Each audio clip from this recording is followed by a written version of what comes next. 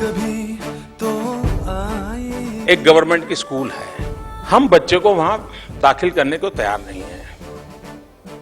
पता नहीं यार मास्टर जी कैसे होंगे, क्या पढ़ाएंगे, भरोसा नहीं है। तो मैं प्राइवेट स्कूल में जाता हूँ। Our problem is not joblessness. It is a lack of training and skills. Why should a mother sleep at night worrying about whether her brilliant child will find a school to go to?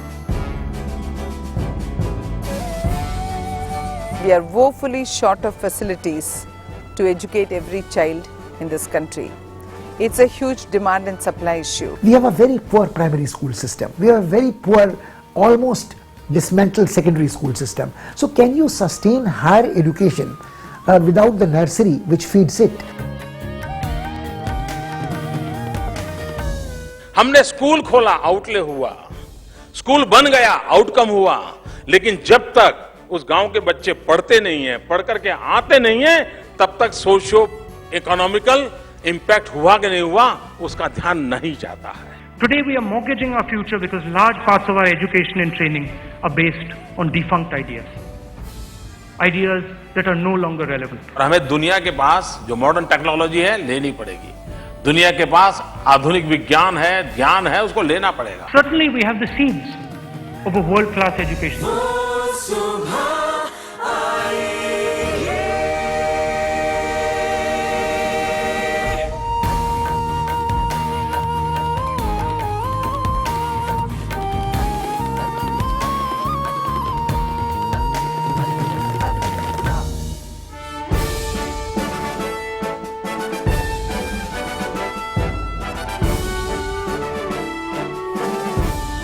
नमस्कार और स्वागत है आपका change India में। यहाँ हम अपने नए प्रधानमंत्री के लिए एक एजेंडा तैयार करेंगे। हमें ऐसा विश्वास है कि इस एजेंडा के साथ हिंदुस्तान की तकदीर को बदला जा सकता है। आज का एजेंडा है एजुकेशन का विकास। हमारे युवा देश को एक एजुकेशन रेवोल्यूशन की जरूरत है। तो कैसे होगा ये एजुकेशन रेवोल्यूशन? विशेषज्ञों के एक ग्रुप ने ये एजेंडा तैयार किया, जिनमें से आज हमारे साथ है माधव चव्हाण, शिक्षा एनजीओ प्रथम के अध्यक्ष, आशीष धवन प्राइवेट इक्विटी में थे और अब शिक्षा के क्षेत्र में है, हर्ष श्रीवास्तव जो सरकार में प्राइम मिनिस्टर्स ऑफिस और प्लानिंग कमीशन के साथ रह चुके हैं, अब सेंटर फॉर सिविल सोसाइटी का काम करते हैं, और सैटेलाइट लिंक के द्वारा मुंबई से हमारे साथ हैं Manish Sabharwal, chairman team lease services, एक कंपनी जो हजारों को रोजगार दिलाती है। धीरज नैयर भी इस पैनल में है जो कि इस सारी व्यवस्था के सूत्रधार है। अनेक लोगों ने हमको ट्विटर और हमारी वेबसाइट पर अपने सुझाव भेजे हैं और उनमें से कुछ आज हमारी ऑडियंस में है। यहां पर मैं ये कहना चाहूंगा कि अगर आप भी इस अभियान से जुड़ना चाहते हैं तो ट्विटर और हमारी वेबसाइट thinkindia.in.com पर अपने आइडियाज भेजें और हम आपको भी अगले शोज में इनवाइट करेंगे। तो पहला जो हमारा पॉइंट है एजेंडा पे, वो बड़ा सिंपल सा पॉइंट है, लेकिन इतना सिंपल है कि शायद वो इफेक्टिवली इंप्लीमेंट नहीं हो पा रहा है। पहला पॉइंट है कि हम लोगों को एजुकेशन में, स्कूल्स में प्रॉफिट को अलाउ कर देना चाहिए, फॉर प्रॉफिट इंस्टीट्यूशंस को अलाउ कर देना चाहिए, क्योंकि अगर हम बिजली में अलाउ कर सकते हैं, हेल्थ में अलाउ कर सकते हैं, तो एजुकेशन में क्यों नहीं अलाउ करते हैं? चव्हाण साहब। ऐसा है कि हम लोग समझते हैं शिक्षा एक पवित्र कार्य है, तो जिसके लिए कोई पैसा नहीं लेना चाहिए, दान देना चाहिए, लेकिन जमाना काफी कुछ बदल चुका है। शिक्षा में आपको इन्वेस्ट करने की जरूरत होती है, और आज अगर आप देखते हैं तो तकरीबन 40% बच्चे जो हैं भारत के, 35% समझिए ग्रामीण और शहरी इलाकों के, ये सारे बच्चे प्राइवेट स्कूल में जाते हैं। मतलब कोई ना कोई फीस देते हैं, और जब आप किसी को कोई पैसा देते हो, लेन देन होती है पैसे की, तो या तो मुनाफा होता है, घाटा होता है जी। तो हर जगह तो मुनाफा हो ही रहा है, लेकिन हम लोग सोचते हैं कि हम लोग छुपाने को अपना ही नकाब पहन के अपने आप को उल्लू बना रहे हैं कि इधर कोई मुनाफे के लिए काम तो नहीं। क्या यही कारण है सरकार इस मेरे ख्याल में आदत पड़ी हुई है कि ये नहीं होना चाहिए, और इस ढोंगबाजी से हम लोग हटना नहीं चाहते। ये आप हिंदी में आप ढोंग कहते हैं, क्या कहते हैं? नहीं, ढोंगबाजी बिल्कुल ठीक है। तो ये है। ढोंगबाजी जो है कि हम लोग कहना चाहते हैं कि हम कितने अच्छे हैं, हालांकि इसमें अच्छे बुरे का कोई सवाल ही नहीं है। तो ये सच्चाई है और इस सच्चाई को मान लेना चाहिए, लेकिन उनका जो रेगुलेशन है कि ये अगर आप मुनाफे के लिए करते हो, कि लोग कहते हैं कि ये मुनाफे के लिए शिक्षा दे रहा है, तो मतलब नहीं अच्छी लेकिन तनख्वाह सबको चाहिए जी। तो ये कैसे हो सकता है? तनख्वाह के ऐसा कोई बोलता है कि वही तनख्वाह के लिए काम कर रहा है? सभी तो तनख्वाह के लिए काम करते हैं। तो क्या मुश्किल होगा इस लॉ को बदलना? नई मेरे सरकार ख्याल में लोगों की सोच अगर बदलती है तो इसमें मुश्किल कोई नहीं है। ये समझने की कोशिश करिए कि जहां पे भी लोग फीस चार्ज कर रहे हैं वहां कोई ना कोई मुनाफा हो रहा है जी। अब तो उसको अगर ढंग से करोगे तो कम से कम वो रेगुलेट होके अच्छा चलेगा। तो हम बात करेंगे हमारी ऑडियंस के साथ।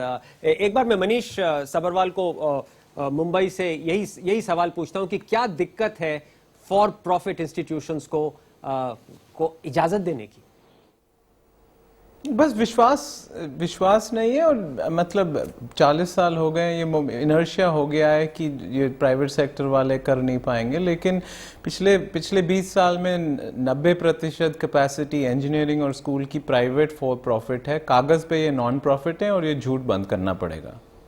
तो सिर्फ इनर्शिया। तो मैं ऑडियंस के पास आना चाहूंगा इस वक्त कि क्या कारण है कि हम लोगों को जो अगर फॉर प्रॉफिट इंस्टीट्यूशन होगा उसको हम पूरी तरह से ट्रस्ट नहीं कर पाते? क्या कारण है कि हम लोगों को लगता है कि सरकार को ही एजुकेशन करनी चाहिए और नॉन प्रॉफिट होना चाहिए? अब तो बहुत इन्वेस्टमेंट की जरूरत भी है, इसलिए I think we should accept it कि अगर प्रॉफिट के लिए तो कोई बुराई नहीं, और कुछ अच्छे लोग भी हो सकते हैं जो प्रॉफिट हो उसको फिर से इन्वेस्ट कर सकते हैं। Depends upon the mentality people, but हम लोग को अलाउ करना चाहिए।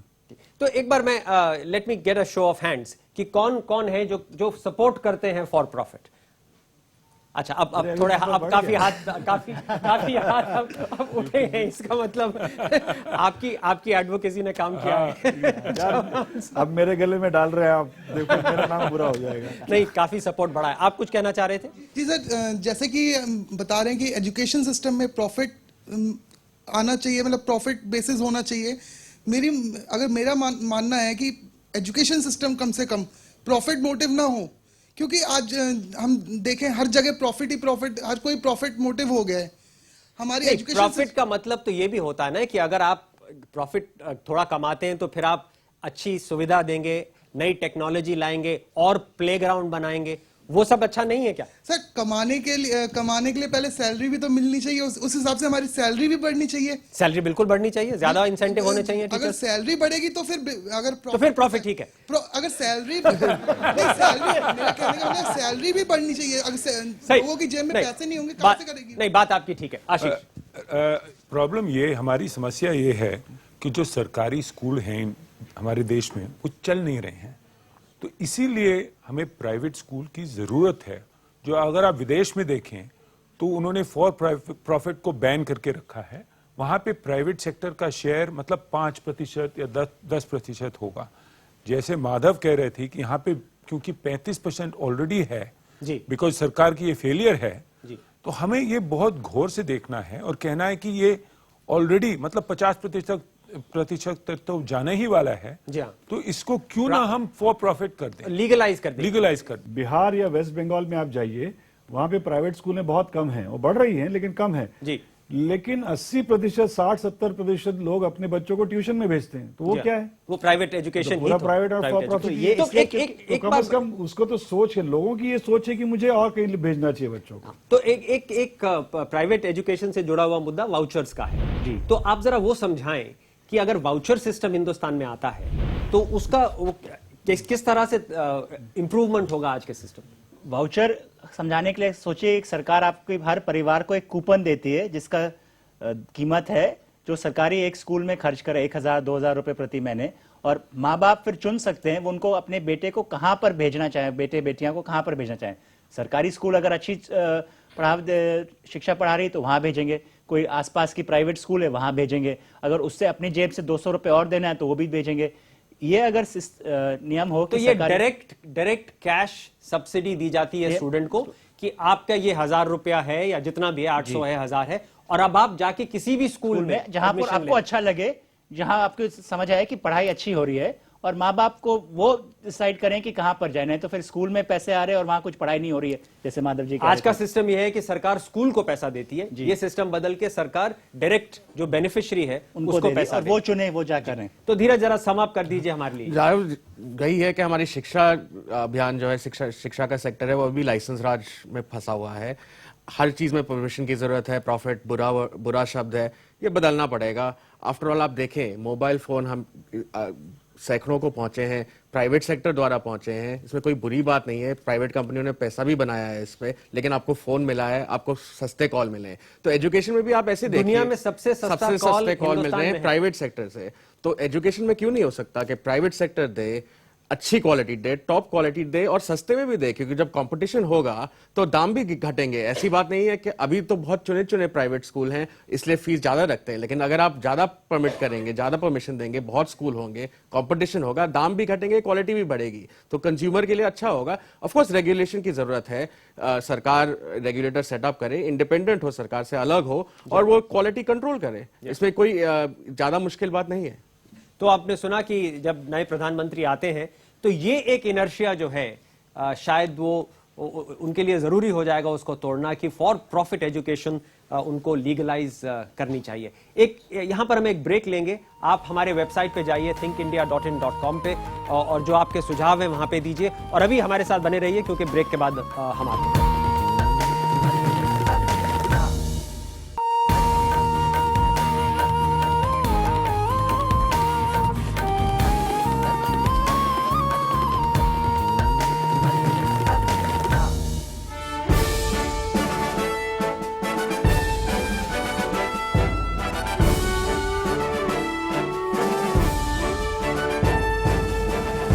स्वागत है आपका change India an agenda for the next prime minister के लिए। आज हम बात कर रहे हैं एजुकेशन सेक्टर की। पॉइंट नंबर 3 और 4 जो हमारे हैं वो स्टैंडर्ड असेसमेंट मेथोडोलॉजी के साथ रिलेटेड है और टीचर ट्रेनिंग के साथ रिलेटेड है। ये दो ऐसे मुद्दे हैं जिन पे ज्यादा फोकस कभी नहीं जाता, लेकिन बहुत ही जरूरी है, क्योंकि जब तक हमें ये पता नहीं चलेगा कि हमारे जो स्टूडेंट्स निकल रहे हैं एजुकेशन और स्कूल्स में से, उनका क्या स्टैंडर्ड है, उनका कोई असेसमेंट हो रहा है, और जो हमारे टीचर्स हैं उनकी कैसे ट्रेनिंग हो रही है। आशीष, आप बताएं।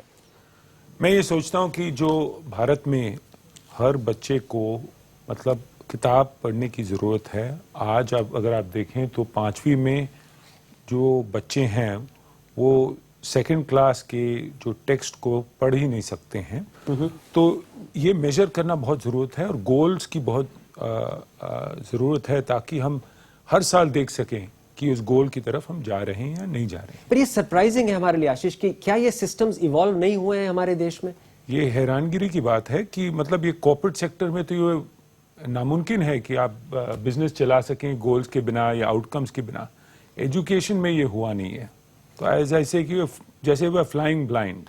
तो हमें, अगर हमारा स्टूडेंट जो 5वीं कक्षा में है या 4थी कक्षा में है, तो हमारे पास कोई सिस्टम अभी ऐसा नहीं है, सरकार के पास डेटा नहीं है कि हम असेस कर पाए कि उनका स्किल लेवल क्या है, उनका एजुकेशन लेवल क्या है। 10वीं पर करते हैं, जब अंत में पास आउट होते हैं, अंत में तब क्या फायदा? अब क्या वो तो एक बोर्ड एग्जाम हो गया। हाँ, बोर्ड एग्जाम हो गया, लेकिन पहले जब कुछ कर सकते हैं उसके बारे में तब तो नहीं करते हैं। नहीं, लेकिन ये बोर्ड एग्जाम भी ऐसा है कि उससे आपको पता नहीं चलता कि किसको क्या आता है। जी, 10वीं पास हो गया का मतलब क्या है? या वही जो आपने देखा ऑडियंस में हंसी हुई तो काफी लोग आपसे सहमत सबने रट्टाबाजी किया। जवान लोग सहमत है, बहुत अच्छा है कि ये जो हो गया है चक्कर कि आप रटो जी और लिखो जी, और जो नोट्स है वो लिखो, नोट्स को याद करो, इसको पढ़ना सीखना नहीं कहते। हालांकि हमारा नेशनल करिकुलर फ्रेमवर्क जो है वो भी कहता है कि सीखना सीखो जी। तो फिर तो ये असेसमेंट टेस्ट जो आप कह रहे हैं इवॉल्व करना चाहिए, जैसे कि जैसे आपने बोला कि कई कंट्रीज इन द वर्ल्ड ने करा हुआ है और कर रहे हैं, हम लोगों ने नहीं करा है। ये क्या टेस्ट करते हैं असेसमेंट? आप में से कौन? ऐसा देखिए, अभी हमारा क्या होता है कि हमारी एक किताब होती है, टेक्स्ट बुक होती है, उसके लेसन होते हैं और उसके आधारित क्वेश्चन आते हैं, और उसको अगर रट लिया है ठीक से तो यहाँ पे आके आप लिख सकते हो। और देशों में जो होता है, जैसे अभी आप लोग जीआरई वारी करते हो, उसमें देखा है कि वो किताब पर आधारित नहीं होता जी। एक आपको अगर मान लीजिए कि एक पैसेज दे दिया, उसी को वो पहले आपने देखा नहीं है पैसेज, उसको देखकर उसके ऊपर जो सवाल आते हैं उनको आपको जवाब देना है। तो आपकी अंडरस्टैंडिंग, आपकी कॉम्प्रिहेंशन, उस सब कॉन्सेप्ट्स को टेस्ट करते हैं। तो हमारे पास ऐसा रिकॉल को नहीं टेस्ट, तो हमने बेंचमार्किंग ही नहीं करी हुई है इसकी। ऐसा हमारे पास तो ऐसा लिखा भी नहीं जाता है। हमारे टेक्स्ट बुक से लेके अगर करने की कोशिश करो तो वो भी मुश्किल होता है। तो एक मिनट में जरा, ऑडियंस में इतने हमारे स्टूडेंट्स हैं बैठे हुए हैं, सबने रट्टा लगा के पास किया? सबने? हाथ ऊपर करो जिसने रट्टा लगाया। मैंने भी लगाया था अपने टाइम। जो भी हंस रहा है वो कह रहा है हाँ। देख लीजिए, ऑलमोस्ट 100% है यहाँ पे। वन नाइट मैजिक तो ये प्रॉब्लम आपने देखा होगा कि जब भारत ने ये ग्लोबल टेस्ट लिया था, पिज़्ज़ा टेस्ट, जी, तो हम इसमें सेकंड लास्ट आए थे। क्योंकि second last out of how many countries? 74 countries. तो 74 कंट्रीज में, और किर्गिस्तान से थोड़ा सा आगे। नहीं, ये तो आप सेकंड लास्ट की बात कर रहे हैं। सेकंड लास्ट मतलब दौड़ में गए, सेकंड लास्ट आए, और बाद में वो जो डोप टेस्ट होती है ना, कोई नशीला पदार्थ तो नहीं लिया, वो भी फेल हो गए क्योंकि वो जिन्होंने वो टेस्ट कंडक्ट किया उन्होंने कहा कि भारत से जो सैंपल निकला था बच्चों का वो हमारे स्टैंडर्ड के मुताबिक नहीं है। सो आई मीन दिस इज बहुत ही सीरियस इशू है। ये सीरियस इशू है कि हम लोग इतने लाखों स्टूडेंट्स को एजुकेट करते हैं लेकिन कोई असेसमेंट पैरामीटर पावर की बात करते हैं, वो सुपर पावर कैसे बनेंगे अगर हम सेकंड लास्ट आएंगे? धीरे धीरे हमारे सिस्टम का यही प्रॉब्लम है, सरकार सिस्टम का यही प्रॉब्लम है कि हम इनपुट पे ज्यादा ध्यान देते हैं कि बिल्डिंग बन जाए, टीचर हो, टीचर पढ़ा रहे हैं या बिल्डिंग में स्टूडेंट जा रहे हैं कुछ सीख रहे हैं, उस पर बिल्कुल एम्फोसिस नहीं है सरकारी सिस्टम में। तो ये जो है माइंडसेट ये बदलना। आप कह रहे हैं एम्फोसिस, क्योंकि बिल्डिंग तो चाहिए, मैं नहीं कह रहा कि नहीं चाहिए। आपके पास मेथोडोलॉजी भी नहीं है। हाँ, ना मेथोडोलॉजी है ना, तो पहले एम्फोसिस आएगा, पहले प्रधानमंत्री बोले कि ये करना चाहिए, फिर कोई कमेटी बैठेगी, ये मेथोडोलॉजी आएगी। लेकिन एक एक करके अभी तो हम उसी में फंसे हुए हैं कि बिल्डिंग बनाओ। बिल्डिंग बनाने से शिक्षा नहीं मिलती। यहाँ पे असेसमेंट का तो हमने काफी डिस्कशन कर लिया। टीचर ट्रेनिंग का भी पॉइंट बहुत जरूरी है क्योंकि वहां पर भी हमारा फोकस जो है थोड़ा कम है। तो उस होल सेगमेंट को किस तरह से ज्यादा इंप्रूव किया जा सकता है? ऐसा है कि घोड़ा रेस का है कि तांगे का है, वो जो काम उसको दिया है वो ढंग से करता है। उसको रट्टा मारने का काम, सिखाने का काम दिया है तो वो कर रहा है। अगर आपने लर्निंग आउटकम्स लिख दिए कि इसकी तरफ जाइए तो फिर उसको लेकर फिर ट्रेनिंग हमको बदलना पड़ेगा, वरना वही ट्रेनिंग बार बार कर रहे हो। तो मेरे ख्याल में सारा पूरे पहले आपको चेंज करना पड़ेगा कि रेस में दौड़ना है तो रेस में दौड़ने के लिए तैयारी कैसे की जाएगी, उसका ट्रेनिंग अलग से उसका होगा। तो आप कह रहे हैं पहले तय कीजिए आपके ऑब्जेक्टिव क्या है, बेंचमार्क क्या है, फिर उनका असेसमेंट क्राइटेरिया बनाइए और फिर उसका एक ट्रेनिंग मॉड्यूल बनाइए जिससे टीचर वो असेसमेंट पे डिलीवर कर सके। तो आप प्रधानमंत्री जो नए जो आएंगे उनको शिक्षा मंत्री से ये हर साल पूछना चाहिए कि हमारे बच्चे क्या सीख रहे हैं। तो आपने देखा यहाँ पे जो सहमति ये है कि ये आपको परिवर्तन शुरू बेस प्रिंसिपल से करना पड़ेगा और उसके बाद जो है नए सिस्टम बनाने पड़ेंगे। तो ये प्रधानमंत्री के लिए चैलेंज है। आप बने रहिए, हम एक ब्रेक के बाद आते हैं और जो और आपके सवाल और सुझाव आपके हैं हमारी वेबसाइट thinkindia.in.com पे जाके दीजिए। और अभी यहीं बने रहिए, हम आते हैं वापस।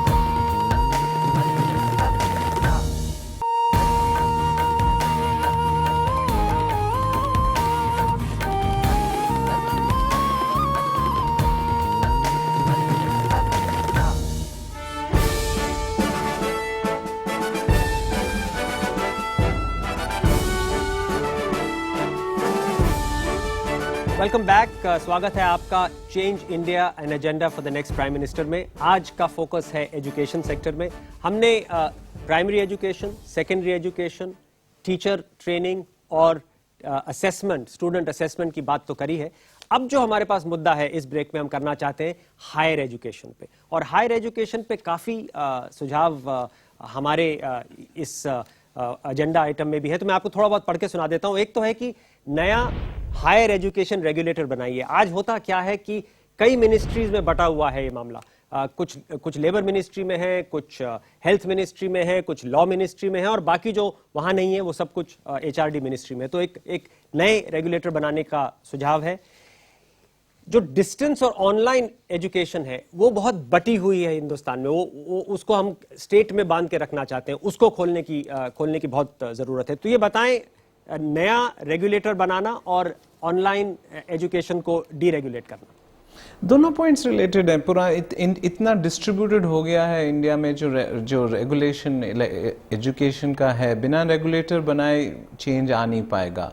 डिस्टेंस और ऑनलाइन एजुकेशन की बात तो यह है कि ग्लोबली जितने नए यूनिवर्सिटीज़, ऑनलाइन यूनिवर्सिटीज़, इंटरनेट जितना प्रोग्रेस हो रहा है टेक्नोलॉजी में, हम सारे इंडियन स्टूडेंट्स वहाँ पे रजिस्टर कर सकते हैं, लेकिन एक बिहार या गुजरात या मध्य प्रदेश की यूनिवर्सिटी कहीं और नहीं ऑफर कर सकती अपनी कोर्सेज। और हमारे इतने लोग आएंगे, 10 लाख बच्चा हर महीना अगले 20 साल के लिए लेबर फोर्स में आएगा, ट्रेडिशनल यूनिवर्सिटी सिस्टम इसको हैंडल नहीं कर पाएगा। तो बिना न्यू एजुकेशन रेगुलेटर और डिस्टेंस रेगुलेशन को खोले हमारा डेमोग्राफिक डिविडेंड नहीं रहेगा। ये थोड़ा समझना मेरे को भी थोड़ा बौखला गया था एक्चुअली, अगर मैं कहूं, जब मैंने ये पढ़ा कि हमारे डिस्टेंस और ऑनलाइन यूनिवर्सिटीज को हम लोग बांध के रखते हैं एक स्टेट के दायरे में। हम कहते हैं कि अगर आप गुजरात की यूनिवर्सिटी हैं या पंजाब की यूनिवर्सिटी हैं तो आप ऑनलाइन एजुकेशन भी सिर्फ उसी स्टेट में दे सकते हैं। तो जैसे उन्होंने कहा कि बॉस्टन की यूनिवर्सिटी आके हमारे स्टूडेंट को रजिस्टर करा सकती है, लेकिन पंजाब की यूनिवर्सिटी दिल्ली में आके नहीं कर सकती। तो ये तो बहुत ही पुरानी सोच है। लेकिन तब तो ऐसा था ना कि एक एक राज्य हमारे एक एक देश के बराबर है, तो शायद सोच ठीक थी। अब जमाना इसलिए बदल गया है कि इंटरनेट की वजह से ये सारे जो सीमाएं हैं, देश की सीमाएं भी गायब हो गई हैं उसमें जी। तो राज्य की सीमाएं क्यों पकड़ के रखें? इसमें एक फायदा जरूर है, कुछ हद तक फायदा है जी, मतलब बांधे रखने का नहीं है, लेकिन हमारी भाषाएं अलग अलग हैं। तो कर्नाटका की डिग्री पंजाब वाला कोई लेने का शायद मुश्किल हो जाएगा, अगर वो अंग्रेजी में करते तो और बात है। तो उसमें थोड़ा सा उसके डेवलपमेंट की जरूरतें हैं। इतना डिफिकल्ट क्यों है इस बाउंड्री को तोड़ना? ये बाउंड्री अभी कायम है क्यों? क्योंकि ये इसमें पॉलिटिकल, राज्य और सरकार के जो एजुकेशन, हायर एजुकेशन मिनिस्टर होते हैं हर राज्य सरकार में, हायर एजुकेशन डिपार्टमेंट होते हैं, तो वो अपना टर्फ को क्यों छोड़ेंगे? उनका कंट्रोल यूनिवर्सिटीज है, सरकारी यूनिवर्सिटीज, स्टेट राज्य सरकारी इंस्टीट्यूट और local private university, Sikkim Manipal university. लेकिन तोड़ना के लिए इंटरनेट ने तो दिखाया है कि यहाँ पे कोई टर्फ होता ही नहीं है। होता ही नहीं है। एक बटन के बाद आप किसी भी वेबसाइट में जा सकते हैं। तो यहाँ पे टर्फ को बांध के रखने का क्या मतलब? तो ये हमारे देश में एक राज्य, जब हम सारी और चीजें हम इक्वलाइज कर रहे हैं, वीएटी इक्वल है, जीएसटी इक्वल आ जाएगा, तो ये एजुकेशन क्यों नहीं हर राज्य में इक्वल हो और इक्वल अपॉर्चुनिटीज हो, और लोगों को ये दुख ना हो कि मेरा बेटा वहां जा रहा है, मेरा पैसा वहां जा रहा है, मेरा सीख है। वो तो गर्व होना चाहिए कि मैं कहीं से तो कुछ अच्छा सीख के आया हूं। तो इसमें आशीष कितना मुश्किल होगा इसको करना? ये क्या एग्जीक्यूटिव ऑर्डर से हो सकता है? इसके लिए लॉ पास करना पड़ेगा? क्या होगा? आई थिंक जो नए प्रधानमंत्री आएंगे, अगर उनकी सोच नहीं है, अगर वो मतलब उनका आउटलुक मॉडर्न होगा, अगर वो अपने आप इंटरनेट में बिलीव करें, अगर वो उनको समझ ये है कि अगर 3 करोड़ बच्चे हैं जिनको हायर एजुकेशन में जाना है और उस रीच के लिए ऑनलाइन की जरूरत है, तो ये चेंज करना नामुमकिन तो है नहीं, ये पॉसिबल है। बड़ा सिंपल होना चाहिए। धीरज, आप इसको सम अप करेंगे? राघव, आपने बहुत अच्छी बात कही कि इस इंटरनेट के जमाने में टर्फ की क्या जरूरत, लेकिन यही है, रेगुलेटर में भी आप देखें वही विषय है कि लॉ मिनिस्ट्री और हेल्थ मिनिस्ट्री नहीं छोड़ेंगे अपनी टर्फ, एजुकेशन मिनिस्ट्री अपनी टर्फ प्रोटेक्ट करेगा, राज्य सरकार ने अपनी टर्फ। तो एक ऐसा प्रधानमंत्री चाहिए जो टर्फ को तोड़े, टर्फ को तोड़े, और वही वो एक काम है जो प्रधानमंत्री ही कर सकते हैं, क्योंकि वो प्रधानमंत्री हैं। इसलिए हमने इसे agenda for PM, prime minister, प्रधानमंत्री में डाला है कि ये कार्य खाली सबसे ऊपर से हो, सबसे ऊपर से ही होगा। अब बाकी जो 2 पॉइंट हैं हायर एजुकेशन के, उन पे आना चाहूंगा। एक है, और ये भी थोड़ा समझना थोड़ा मुश्किल है, कि फॉरेन यूनिवर्सिटीज को हम लोग हिंदुस्तान में कैंपस लगाने की इजाजत नहीं देते, जबकि इतने हमारे स्टूडेंट्स बाहर जाते हैं पढ़ने के लिए। I think billions of dollars per annum हमारे स्टूडेंट्स बाहर की यूनिवर्सिटीज में फी देते हैं, लेकिन हम यहाँ पे ना ऑक्सफोर्ड को आने देंगे, ना हार्वर्ड को आने देंगे, ना कार्नेगी मेलन को आने देंगे। और यही यूनिवर्सिटीज आज दुबई में यूनिवर्सिटी लगा रही हैं, यूएई में लगाती हैं, सिंगापुर में लगाती हैं, चाइना में लगाती हैं, लेकिन इंडिया में नहीं लगाती। तो चौहान साहब, मैं आपसे समझना चाहूंगा क्यों इजाजत नहीं है? नहीं, वो उसी से जुड़ा हुआ है ना कि जो आप मुनाफे के लिए शिक्षा का काम नहीं हो सकता, इससे वो सारा जुड़ा हुआ है। वो उनको नहीं आने देंगे क्योंकि वो मुनाफा लेंगे वगैरह वगैरह। एक ये डर भी है क्लोज्ड रहने का। मेरे ख्याल में लोगों को लगता है कि परदेशी है तो वगैरह, लेकिन इसी कोई खास मुझे नहीं लगता है कोई आइडियोलॉजी इसकी बाकी है। ईस्ट इंडिया कंपनी का डर जो है था पहले कॉर्पोरेट सेक्टर में, इसीलिए जवाहरलाल नेहरू जी के समय इंपोर्ट सब्स्टिट्यूशन था, हमने ट्रेड बैरियर्स अब नीचे कर लिए, इकोनॉमी को फ्री अप कर लिया है। तो यहाँ पे भी एजुकेशन को भी फ्री अप करने की जरूरत है। हमें डर क्यों होना चाहिए? माइंडसेट का ही प्रॉब्लम है। माइंडसेट का प्रॉब्लम है और उससे ज्यादा कुछ ये नहीं। फॉरेन यूनिवर्सिटीज आएंगी तो क्या कर लेंगी? नहीं, वही मैं कह रहा हूं, लाखों की तादाद में तो आप अपने स्टूडेंट्स को वहां भेजते ही हैं। तो अगर उनको डोमिनेट करना है आपको माइंडसेट में, तो आपके लाख स्टूडेंट तो बाहर जा ही रहे हैं, उनको डोमिनेट वो करेंगे। बट इसका एक और डर सोचा जा सकता है कि ये प्राइवेट यूनिवर्सिटी ये फॉरेन होंगी तो इसमें रिजर्वेशन होगा कि नहीं होगा, कैसे लोग टीचर्स लेंगे स्टूडेंट्स। लॉ तो आप बनाएंगे ना, तो ये उनका डर के लिए दे स्टॉप की ये मेंटल ब्लॉकेड है कि ये अगर ये आएंगे तो ये सब कुछ नहीं करेंगे, best students will go here, best teachers will go here और बाकी तो कहीं नहीं रहेंगे। ऐसे भी जा रहे हैं, वैसे भी जा रहे हैं, लेकिन ये प्रदेश में जाएंगे तो ऐसे भी जाएंगे। तो धीरज आप जरा बताइए, उसके बाद मैं ऑडियंस में आना चाहूंगा। राघव बिल्कुल सही बात है। वैसे ही हमारे सबसे अच्छे शिक्षक, सबसे अच्छे स्टूडेंट्स बाहर ही जाते हैं, अमेरिका में, यूके में। तो इसके अगर फॉरेन यूनिवर्सिटी आए और बेटर तनख्वाह, अच्छी तनख्वाह दे, इंडियन यूनिवर्सिटी बेटर दे, उससे अच्छा ही है कि वही शिक्षक, वही स्टूडेंट इंडिया में तो रहेंगे। कम से कम समाज का सुधार करने में ज्यादा उनका रोल रहेगा अगर इंडिया में रहेंगे अमेरिका के बजाय। जो आपका एक्सपेंडिचर है, 4-5 बिलियन डॉलर आज आप खर्च कर रहे हैं अपने स्टूडेंट्स को बाहर भेजने के लिए, वो एक्सपेंडिचर अगर आप इन्वेस्टमेंट इंडिया में कर दें तो यूनिवर्सिटी बनती है, स्टूडेंट्स यहीं पे पढ़ते हैं। तो मैं पूछना चाहूंगा ऑडियंस में, कौन सपोर्ट करता है फॉरेन यूनिवर्सिटीज की कैंपसेस यहां लगे? तो ये सपोर्ट तो अब काफी हो गई, ये सपोर्ट तो काफी बढ़ गई। आप कुछ कहना चाह रहे थे?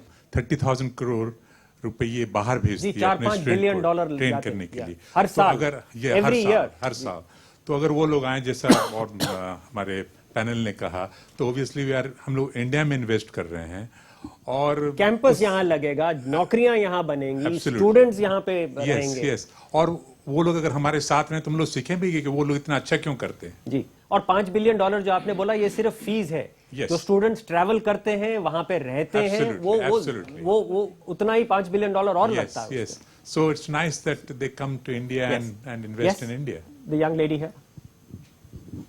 मुझे लगता है sir, because India don't want to have any competitor. वो ये नहीं चाहती हैं कि उनके साथ कोई कंपटीशन करे, बिकॉज हमारे पास इतने न्यू आइडियाज, इनोवेशन नहीं होते हैं जितने वहाँ पे होते हैं। वो जिन्होंने कहा कि ईस्ट इंडिया माइंडसेट है कि अभी भी हम डरते हैं बाहर के लोगों से कम्पीट करने। इतना कंपटीशन करने के लिए इनोवेशंस नहीं है। लेकिन इस ऑडियंस में अभी आपने देखा कितना सपोर्ट है। तो ऑडियंस को डर नहीं है, सरकार को डर है। तो एक पॉइंट में और इसमें फॉरेन यूनिवर्सिटी के बाद दूसरा पॉइंट जो है, और मनीष मैं आपके पास आता हूं, आप बॉम्बे में बैठे हैं, ये जो फीस हमारी गवर्नमेंट यूनिवर्सिटीज में है इतनी लो है कि एक स्टूडेंट जो कि प्राइवेट स्कूल से आता है या किसी और स्कूल, पब्लिक स्कूल से भी आता है, जो कि 2-3-4 हजार रुपए महीना खर्च कर सकता है, लेकिन जैसे ही अच्छे यूनिवर्सिटी, अच्छे कॉलेज में जाता है 200 रुपए गिर जाती है फी, 150 रुपए गिर जाती है।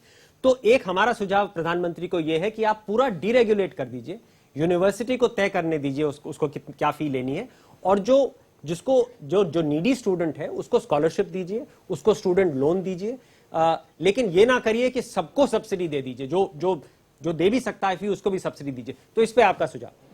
बिल्कुल।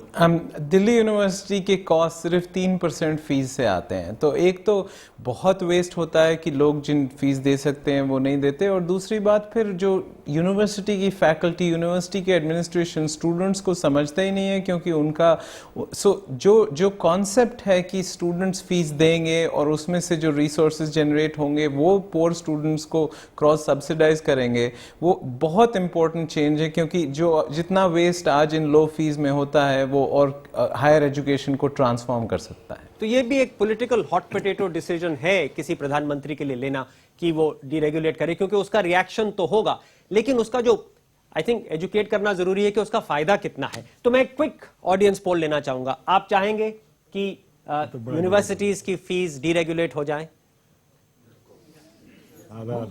बिल्कुल। देखिए the country is ahead of its leadership. अगर आप स्कॉलरशिप और लोन देते हैं तो अगर नहीं दिया तो ये हाथ नीचे चले जाएंगे। नहीं वो तो है। नहीं देखिए वो तो है। नहीं चौहान साहब, एफर्मेटिव एक्शन तो इस देश का एक सिर्फ एजुकेशन में नहीं हर चीज में है, तो वो तो होगा ही होगा, और स्टूडेंट लोन भी होंगे। लेकिन उसके बाद हम लोगों को जो कि ज्यादा फी देके आते हैं और दे सकते हैं, उनको 200 रुपए क्यों देने चाहिए? और ऐसे ही तो वर्ल्ड क्लास यूनिवर्सिटीज यहाँ पे बनेंगी। अगर हम फीस नहीं चार्ज करेंगे और सिर्फ ग्रांट पे डिपेंड करेंगे तो बनेंगी नहीं। राघव, एक जरूरी बात है, क्योंकि अभी भी हमारे देश में और काफी दिन तक ऐसा ही हाल रहेगा कि सबसे बेहतरीन यूनिवर्सिटी सरकार के द्वारा फंडेड वाली हैं, चाहे आप दिल्ली यूनिवर्सिटी देख लें, मुंबई यूनिवर्सिटी, कलकत्ता यूनिवर्सिटी, तो इनका स्टैंडर्ड बढ़ाना बहुत जरूरी है क्योंकि बाकी फॉरेन यूनिवर्सिटी, प्राइवेट यूनिवर्सिटी कुछ टाइम से आएंगी, तो इनका स्टैंडर्ड बढ़ाना है तो इनको रिसोर्सेज रेज करने होंगे। तो आई थिंक ये अगेन एक पॉलिटिकल हॉट बटन है प्रधानमंत्री के लिए, लेकिन अगर वो उस हॉट बटन को दबाते हैं तो उसके फायदे बहुत हैं। अब हम एक ब्रेक लेते हैं और इसके बाद अपनी आखिरी सेगमेंट में आएंगे। हमारी वेबसाइट पर जरूर जाइए, thinkindia.in.com पे अपने सुझाव वहां दीजिए और बने रहिए। हम एक छोटे से ब्रेक के बाद अभी वापस आते हैं।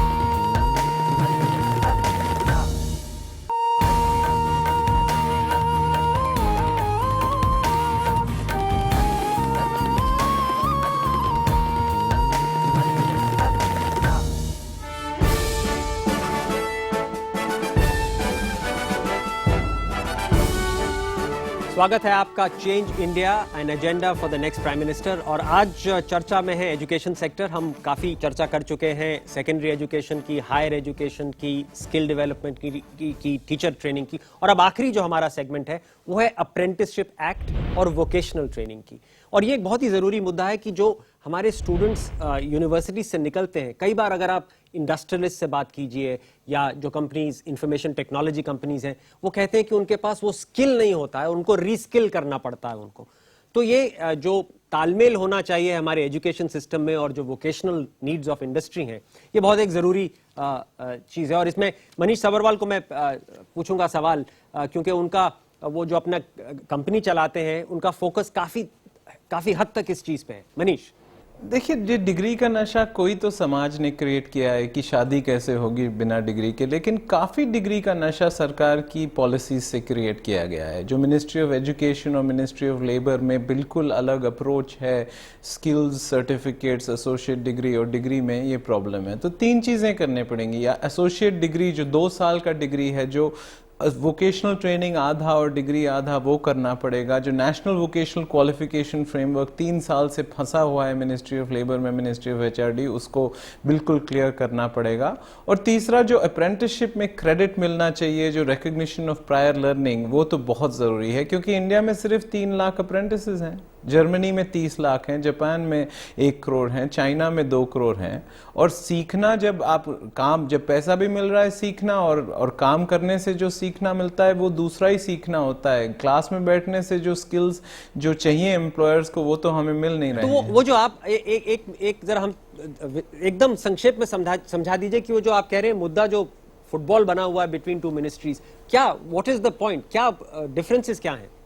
अगर किसी बच्चे ने 3 महीने का सर्टिफिकेट किया हो तो वो उसको ओपनिंग बैलेंस एक साल के डिप्लोमा में यूज करना चाहिए, और जो 1 साल का डिप्लोमा है उसको 2 साल के एसोसिएट डिग्री में यूज करना चाहिए, और 2 साल के एसोसिएट डिग्री को 3 ईयर के डिग्री में। अभी तो बिल्कुल डेड एंड्स हो जाते हैं, तो जो डिप्लोमा में फंस गया वो उसको शुरू करना पड़ेगा फिर से। तो ट्रांसफर ऑफ क्रेडिट, जो mobility and transfer of credit across certificate, diploma and degree.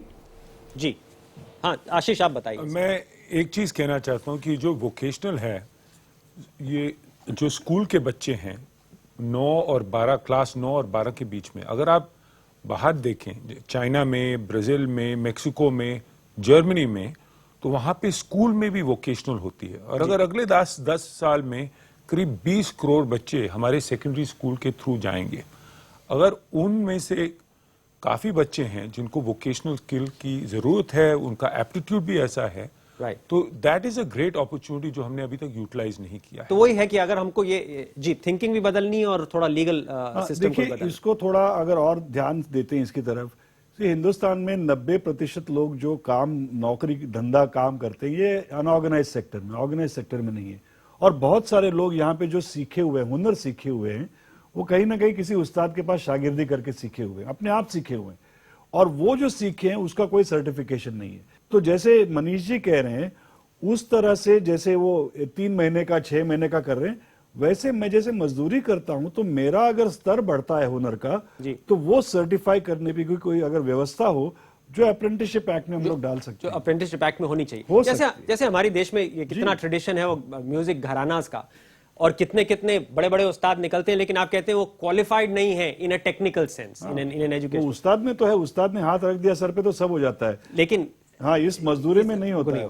तो और इसको करने के लिए भी सरकार के जो नेशनल स्किल डेवलपमेंट कॉर्पोरेशन, इतनी सारी स्कीम्स है, इतने सारे पैसे अभी दिए जा रहे हैं स्कूल ट्रेनिंग इंस्टीट्यूशंस को, लेकिन वहां से भी पैसा तो सरकार स्कूल का जैसे पैसा जा रहा है इंस्टीट्यूशन को, और जो जिसको स्किल चाहिए, जो सीखने जा रहा है, वो उसको कोई एम्पावरमेंट मिल जाए कि वो कहां पर जाए। तो हमने भी ऐसे बिलीव किया कि वाउचर, इस पर भी काम हो सकता है। इस पर भी काम हो सकता है। धीरज, आप कुछ कह रहे थे। एक और कठिनाई है राघव कि सरकार ने इस फ्रेमवर्क को बिल्कुल रिवाइज नहीं किया है, इससे लोगों को इसका महत्व, इसका फायदा नहीं दिखाई देता है। ये भी बहुत जरूरी है, अगर कुछ चीजें ठीक हो, कुछ लोग वोकेशनल ट्रेनिंग करें, उनको अच्छी नौकरियां मिले, अच्छी तनख्वाहें मिले, तो फिर पब्लिक ओपिनियन भी बढ़ेगा कि ये अच्छा तरीका है। मैं एंड पब्लिक ओपिनियन पे ही करना चाह रहा था, क्योंकि ये जो अप्रेंटिसशिप एक्ट का है, अच्छा आपके पास अगर 20 सेकंड में अगर आप कह पाए तो। जी, मैं यही बोलना चाहता था, जैसे प्राइमरी एजुकेशन, चूंकि हम लोग उनको इतना एफिशिएंट नहीं बना पाते, उसको एफिशिएंट बनाए, 7 क्लास तक पढ़ाएं, and then they can do their apprenticeship if they don't want to go to higher education. तो मैं एंड सिर्फ एक सिंपल पोल से करना चाहता हूं, क्योंकि एक सोशल हमारे में एक एज अ सोसाइटी हम समझते हैं कि अप्रेंटिस जो है is not as good as a degree. तो ये माइंडसेट है क्या, आप हम सब में है क्या? अगर हाँ है तो हाथ उठाइए। हाँ, तो दैट मीन्स इतना तो सोशल चेंज हो रहा है। कई लोग समझ रहे हैं कि वैसा माइंडसेट नहीं है, और अगर अप्रेंटिस को भी फुली टेक्निकली क्वालिफाइड है तो उसका भी उतना ही महत्व है। So that's a very positive, at least इस सैंपल में तो बहुत पॉजिटिव है। देश तो खैर बहुत बड़ा है। आई थिंक वीव डिस्कस, काफी चर्चा हो गई, 10 के 10 पॉलिसी इनिशिएटिव हमने की चर्चा हुई है। अब देखना यह है कि जो हमारे नए प्रधानमंत्री हैं वो कितना इस एजेंडा को उठा के इंप्लीमेंट कर पाएंगे। आप हमारे साथ बने रहिए इस सीरीज में, हम और आइडियाज लेके आएंगे। फिलहाल आप हमारी वेबसाइट पे जाइए thinkindia.in.com पर और अपने सुझाव दीजिए। Thank you very much for being with us.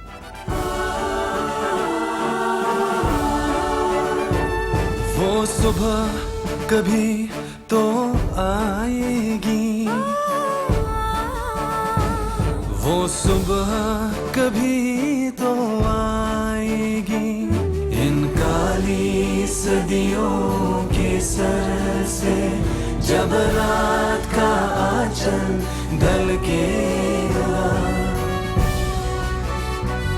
जब दुख के बादल पिघलेंगे, जब सुख का सागर छलकेगा,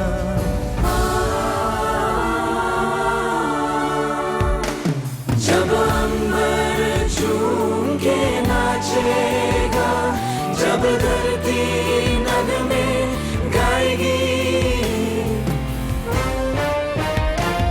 वो सुबह कभी तो